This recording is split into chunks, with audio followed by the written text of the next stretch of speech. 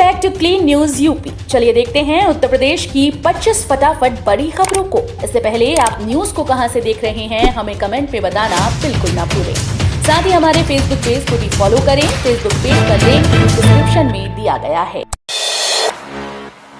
हर पंचायत का होगा अपना ग्राम सचिवालय। योगी के निर्देश पर हरकत में आया विभाग।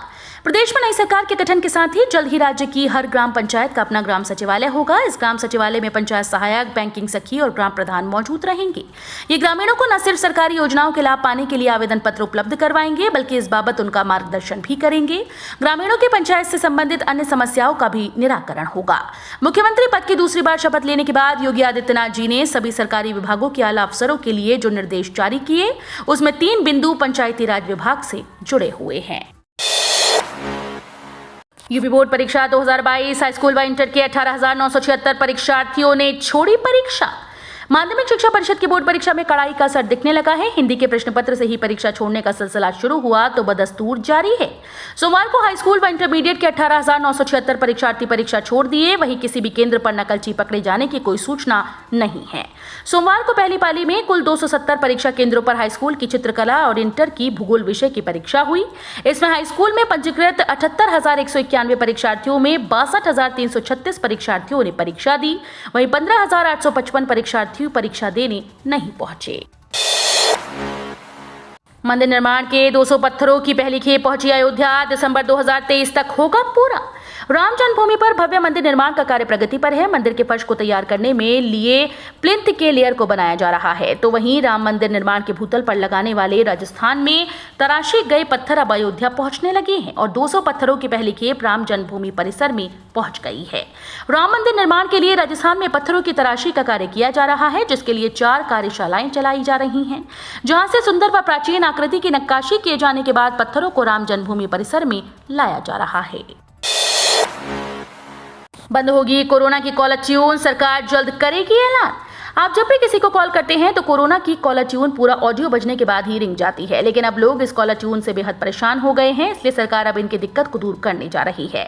सूत्रों के मुताबिक कोविड-19 पर कॉलर ट्यून जल्द बंद होने वाला है। आपको बता दें कि कोरोना महामारी के प्रति लोगों को जागरूक करने के लिए स्वास्थ्य मंत्रालय के कहने पर डीओटी ने सभी टेलीकॉम ऑपरेटर्स को फोन की रिंग होने से पहले कोरोना का कॉलर ट्यून लगाने का निर्देश दिया था, लेकिन अब चूंकि कोरोना महामारी की रफ्तार बेहद कम हो गई है, इसलिए सरकार इस कॉलर ट्यून को बंद करने का विचार कर रही है।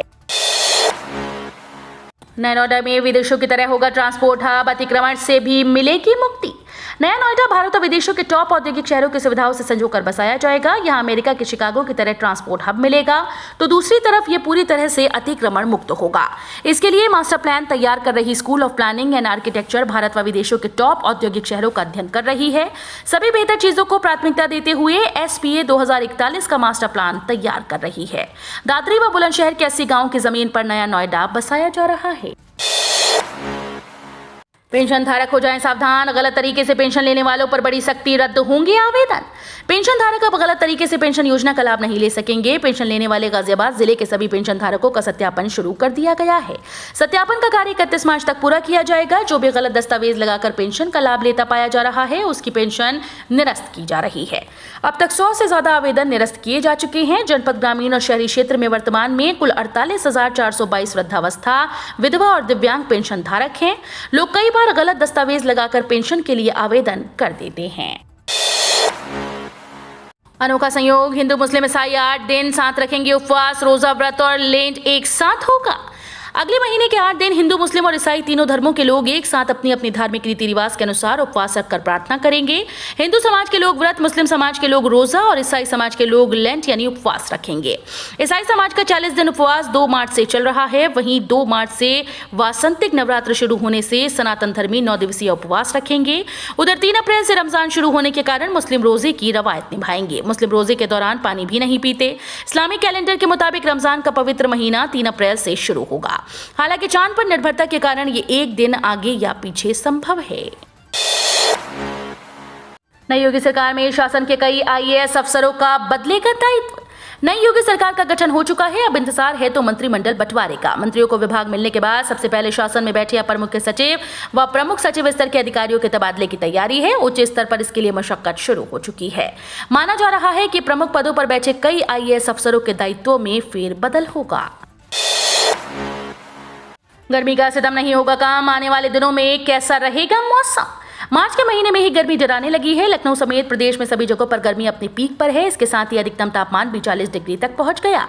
गर्मी का आलम यह है कि लोग अभी से घरों से निकलने से कतराने लगे हैं। मौसम विभाग के मुताबिक आने वाले दिनों में भी गर्मी से कोई राहत नहीं मिलेगी। मौसम विभाग के अनुसार आने वाले दिनों में पूर्वांचल भीषण लू की चपेट में रहेगा। अप्रैल महीने में अधिकतम तापमान 7 से 8 डिग्री सेल्सियस तक बढ़ सकता है। इसके साथ ही लू का प्रकोप भी तेज होगा। पिछले कई सालों में मार्च के महीने में गर्मी ने लोगों को इतना बेहाल नहीं किया जितना इस बार किया। यूपी के डिग्री कॉलेजेस में होने वाली है असिस्टेंट प्रोफेसर पदों पर बंपर भर्ती। यूपीएचईएससी ने मांगा अध्याचन। उत्तर प्रदेश के एडेड डिग्री कॉलेजेस में सरकारी नौकरी चाहने वाले युवाओं के लिए खुशखबरी है। प्रदेश के 331 एडेड डिग्री कॉलेजेस में असिस्टेंट प्रोफेसर की नई भर्ती होने वाली है। रिपोर्ट्स के अनुसार डिग्री कॉलेज में असिस्टेंट प्रोफेसर पदों पर भर्ती प्रक्रिया जून के बाद शुरू हो सकती है। उत्तर प्रदेश के उच्च शिक्षा निदेशक डॉक्टर अमित भारद्वाज ने सभी क्षेत्रीय उच्च शिक्षा अधिकारियों को पत्र लिखकर असिस्टेंट प्रोफेसर और प्रोफेसर के रिक्त पदों का अध्याचन मांगा है। 24 मार्च 2022 को लिखे गए इस पत्र में अध्याचन भेजने की आखिरी तारीख 5 अप्रैल 2022 निर्धारित की गई है। सीनियर बेसिक स्कूल्स के सहायक अध्यापकों के बूथ लेवल अधिकारी के रूप में तैनाती पर रोक। इलाहाबाद हाईकोर्ट ने सीनियर बेसिक स्कूल्स के सहायक अध्यापकों को बूथ लेवल अधिकारी के रूप में तैनात करने पर रोक लगा दी है और राज्य सरकार से 3 हफ्ते में जवाब मांगा। यह आदेश न्यायमूर्ति सिद्धार्थ ने अंकित शर्मा व 13 अन्य अध्यापकों की याचिका पर दिया। याचिका का कहना है कि अनिवार्य शिक्षा कानून 2009 की धारा 27 के अनुसार अध्यापकों से गैर शैक्षणिक कार्य नहीं लिया जाएगा। कुछ अपवाद हैं जैसे जनगणना, आपदा राहत, स्थानीय निकाय, विधानसभा, लोकसभा चुनाव की ड्यूटी में लगाया जा सकता है। मनरेगा में रिश्तेदारों के नाम रजिस्ट्रेशन से हुआ भ्रष्टाचार, जांच के निर्देश। रिश्तेदारों के नाम पर फंसेंगे अधिकारी व नेता। सरकार द्वारा चलाई जा रही मनरेगा योजना में अधिकारियों व जनप्रतिनिधियों द्वारा किए गए खेल को लेकर अब शासन सख्त हो गया। मनरेगा में जनप्रतिनिधियों और अधिकारियों के रिश्तेदारों के नाम से पंजीकृत फर्मों की कुंडली खंगाली जा रही है। प्रदेश सरकार ने क्षेत्र पंचायत प्रमुख, ग्राम प्रधान व मनरेगा के अधिकारियों व कर्मचारियों की ओर से अपने रिश्तेदारों के नाम से फर्म या कंपनी बनाकर निर्माण सामग्री, स्टेशनरी, ईंधन और अन्य सामग्री आपूर्ति की जांच करने के आदेश जारी किए। यूपी चुनाव के बाद पेट्रोल ने पार किया शतक का आंकड़ा, डीजल भी करीब। यूपी विधानसभा चुनाव 2022 समाप्त होने के बाद फिर से पेट्रोल और डीजल की फुटकर कीमत में बढ़ोतरी का क्रम जारी है। इससे आम जनता को महंगाई का सामना लगातार करना पड़ रहा है। पेट्रोलियम कंपनी द्वारा तेल की कीमतों में प्रतिदिन बढ़ाई जा रही पेट्रोलियम की कीमतें लगातार बढ़ रही हैं। जल्द ही इनका असर अन्य वस्तुओं पर भी देखने को मिलेगा। कारण है कि माल भाड़ा भी बढ़ने की संभावना जताई जा रही है। पेट्रोल और डीजल की फुटकर कीमत में बढ़ोतरी का क्रम लगातार जारी है। मौकाना नोटिस, अवैध कब्जों पर चलेगा योगी सरकार का बुलडोजर। एलडीए की लिस्ट तैयार। अवैध कब्जों निर्माणों पर एलडीए की कार्रवाई 28 मार्च से शुरू होगी। इस संबंध में एलडीए उपाध्यक्ष ने रविवार को इंजीनियर्स और जोनल अधिकारियों के साथ बैठक की। सभी अधिकारियों को कहा गया कि अवैध कब्जों को तोड़ने के लिए किसी तरह के नोटिस देने की जरूरत नहीं है। ऐसे निर्माणों को तत्काल ध्वस्त कराया जाए। एलडीए की अरबों रुपए की जमीन पर अवैध कब्जा है। कहीं प्रभावशाली लोगों ने कब्जा कर रखा है तो कहीं कुछ नेताओं ने ही कब्जे कर रखे हैं। प्राधिकरण इन्हें तोड़ नहीं पा रहा। रविवार को प्राधिकरण उपाध्यक्ष अक्षय त्रिपाठी ने इस संबंध में बैठक बुलाई थी। उन्होंने अधिकारियों से कहा कि अवैध कब्जों को तोड़ने के लिए नोटिस देने की कोई जरूरत नहीं। इसके तहत निर्माणों को सीधे तोड़ा जा सकता है। इटावा सफारी में पर्यटकों की संख्या बढ़ाने में मदद करेगा ताजमहल।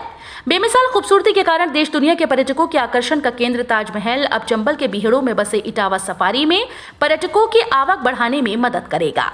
आगरा जोन में अपर प्रधान मुख्य वन संरक्षक व इको टूरिज्म के नोडल अधिकारी सुनील चौधरी ने सोमवार को यूनिवार्ता से बातचीत में कहा कि प्रदेश सरकार सफारी पार्क को पर्यटन की दृष्टि से विकसित करने पर गंभीरता से विचार कर रही है। ताजमहल देखने आने वाले पर्यटक इटावा सफारी पार्क भी आए, इसके लिए उन्हें लाने के सारे इंतजाम वन विभाग करेगा। यूपी में विधायकों की शपथ, विधानसभा में पहली मुलाकात। सीएम योगी ने अखिलेश के कंधे पर रखा हाथ। यूपी विधानसभा चुनाव 2022 में जीते विधायकों का शपथ ग्रहण समारोह कल हुआ। इस मौके पर चुनाव के बाद विधानसभा में पहली बार सीएम योगी आदित्यनाथ और अखिलेश यादव आमने सामने हुए।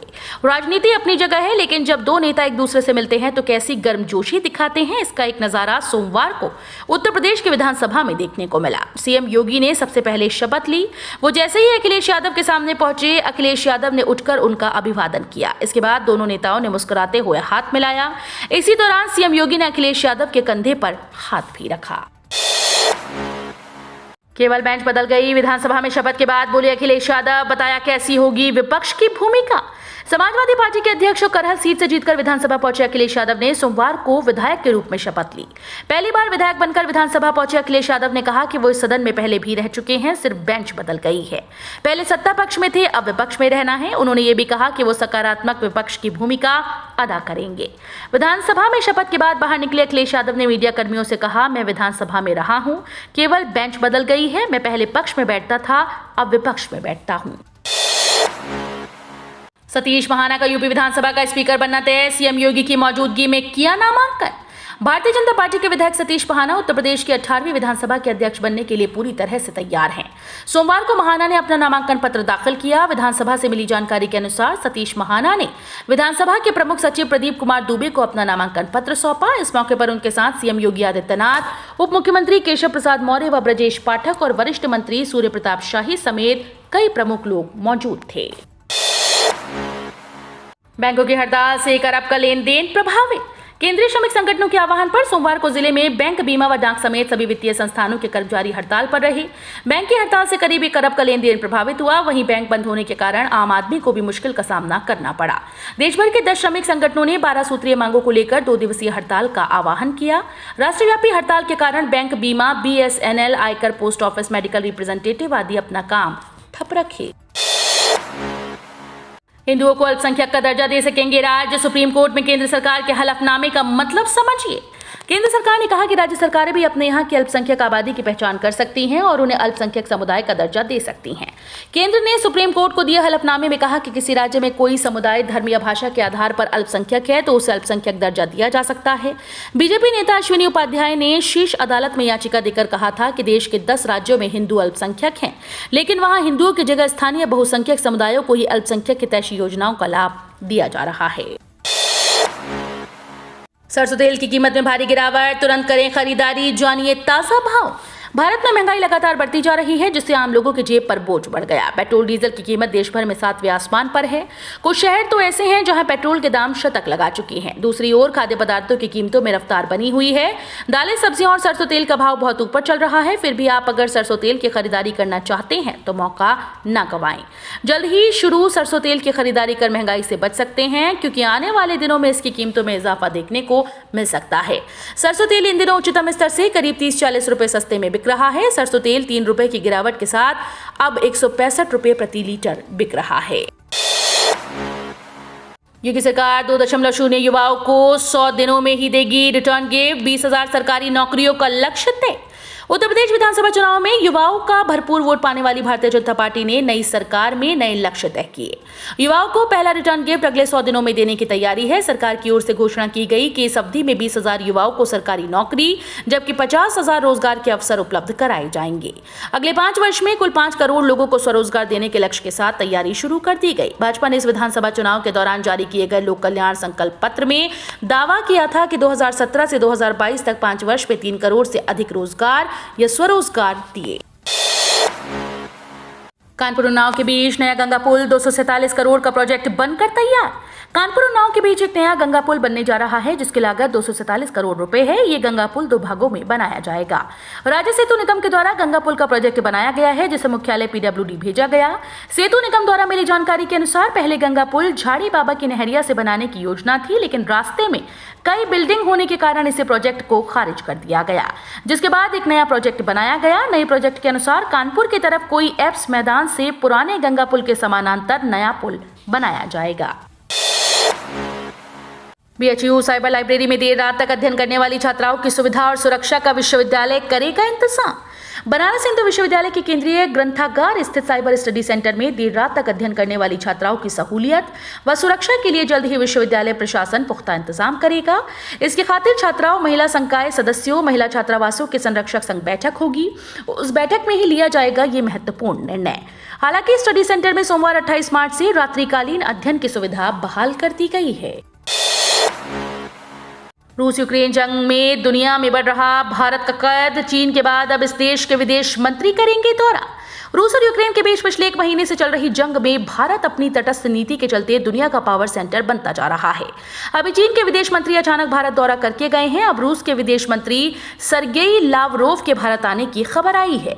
हालांकि अभी रूसी विदेश मंत्री सर्गेई लावरोव का भारत दौरा तय नहीं हुआ, लेकिन माना जा रहा है कि अगले कुछ दिनों में बिना कोई पूर्व ऐलान किए चीनी विदेश मंत्री की तरह भारत आ सकते हैं।